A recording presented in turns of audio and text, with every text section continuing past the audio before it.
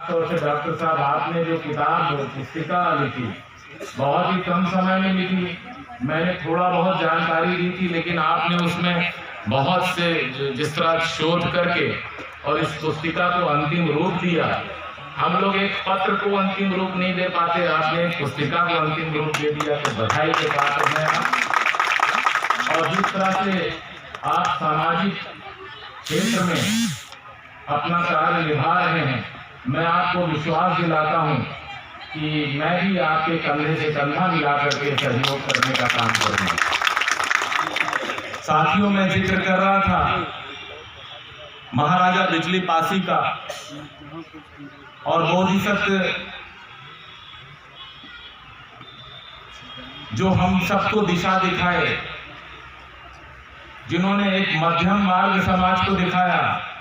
इन महापुरुषों को अगर हम देखें तो मैं विश्वास से कहना चाहता हूं कि अगर हिंदुस्तान, भारत अगर अपने मूल निवासियों को लेकर के चलेगा और इन महापुरुषों के बताए रास्ते पर चलेगा, तो हम समझते हैं जरूर विश्व शक्ति और विश्व गुरु बनने का काम करेगा।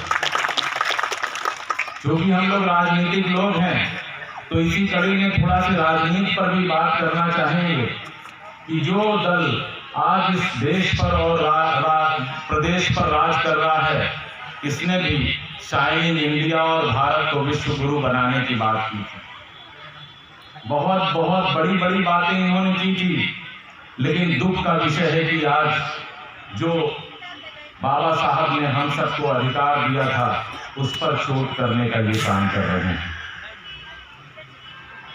ये कहते हैं कि आरक्षण रहेगा, लेकिन जब आप पूरे सरकारी संस्थानों को खत्म कर दोगे तो आरक्षण सिर्फ गुलदस्ते की तरह रहेगा। ये कहते हैं कि कृषि कानून में मंडियां रहेंगी, न्यूनतम समर्थन मूल्य एमएसपी रहेगा, लेकिन हम कहते हैं कि ये जो मंडियां हैं और कृषि कानून में न्यूनतम समर्थन मूल्य उसी तरह रहेगा जैसे आज बीएसएनएल का हाल। बीएसएनएल भी है ना, लेकिन आज उसका क्या हाल है और उसके नेटवर्क का क्या हाल है। वो 4G बताता है, लेकिन वो बात नहीं करा पाता। तो इस सब से चेतना लाने की जरूरत है। अभी हम अपने क्षेत्र से लगातार, अभी डॉक्टर साहब से, विधायक जी से बात हो रही थी, मैंने कहा कि परिस्थितियां बहुत ही खराब है, तो उन्होंने कहा कि इसके लिए हम आप सब जिम्मेदार हैं। आज विपक्ष भी बहुत ही कमजोर है। आज विपक्ष अगर कोई बात कह रहा है, अगर मत भिन्नता है, तो स्थिति यह है कि उसको देशद्रोही करार दिया जा रहा है। अगर हम आपकी बात से सहमत नहीं हैं, तो लोग सुनने को सरकार तैयार ही नहीं। तो ऐसी स्थिति में हम युवाओं से आशा करते हैं, और ये आशा इसलिए करते हैं क्योंकि समाज को हरदम अगर किसी ने आगे बढ़ाने और दिशा दिखाने का काम किया है, तो युवा पीढ़ी ने किया। और इस अवसर पर मैं ये आह्वान करता हूं कि आज का ये सम्मेलन सिर्फ एकत्रित होकर के बातों को सुन करके इस कान से सुनना और उस कान से निकालने की तीसरी ना हो जाए, बल्कि यहाँ से आप जाइए तो जैसा कि पूर्व के वक्ताओं ने भी कहा, अपने बच्चों को, अपने आने वाली पीढ़ी को उच्च शिक्षा और अच्छी शिक्षा दिलाने का काम करिए। हम समझते हैं कि जैसा कि मूल मंत्र अभी हमारे जो आप शुभ नाम आपका धीरेन्द्र सिंह जी, आपने कहा कि नेटवर्क की बात करी कि नेटवर्क के माध्यम से हम अपने को सशक्त कर सकते हैं।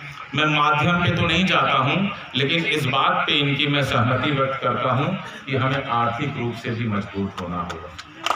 और आर्थिक रूप से जब हम मजबूत होंगे, तो आज आप देख रहे हैं कोरोना काल में किस तरह से ये सरकार गुमराह कर रही है।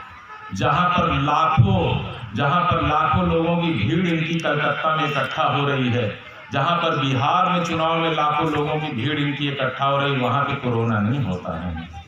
लेकिन जब देश की संसद को आहूत करना है, जब देश की पार्लियामेंट को बुलाना है, और जब ये स्थिति लानी है कि विपक्ष पार्लियामेंट में सत्ता पक्ष के मुद्दे पहुंच सके, तब कोरोना का बहाना बना दिया गया। आज स्थिति ये है कि लोकतंत्र बहुत ही ज्यादा खतरे में है।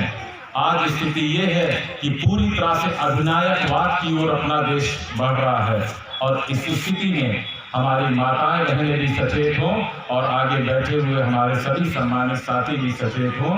इसी सब के साथ मैं आज अपनी बात को कम कहने, क्योंकि भारत सेवा संस्कृति एवं ऐतिहासिक शोध संस्थान के बारे में जानने के लिए ज़्यादा आया हूँ, ताकि ज़्यादा से ज़्यादा इसके साथ मिलकर के काम कर सकूँ। भारत सेवा राजा और नागवंशी राजा हम सबके पूर्वज थे। इनके बारे में जितना भी शोध किया जाए, जितनी भी नई चीजें निकाली जाए, वो हमारे नई पीढ़ी के लिए प्रेरणा स्रोत का काम करेगा। इसी सब कामनाओं के साथ अपनी बात समाप्त करता हूँ। जय हिंद, जय समाज।